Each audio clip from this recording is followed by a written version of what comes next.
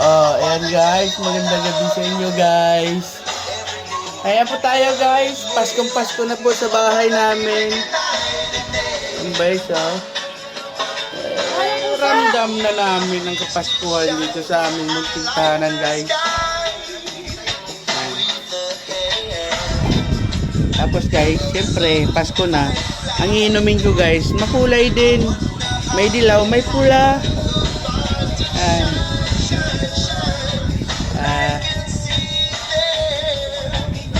Sound trip lang tayo guys. Ang baby ko, kumakain na guys. Habang binabantayin niya siya ng mingming niya guys. Ayan guys, oh.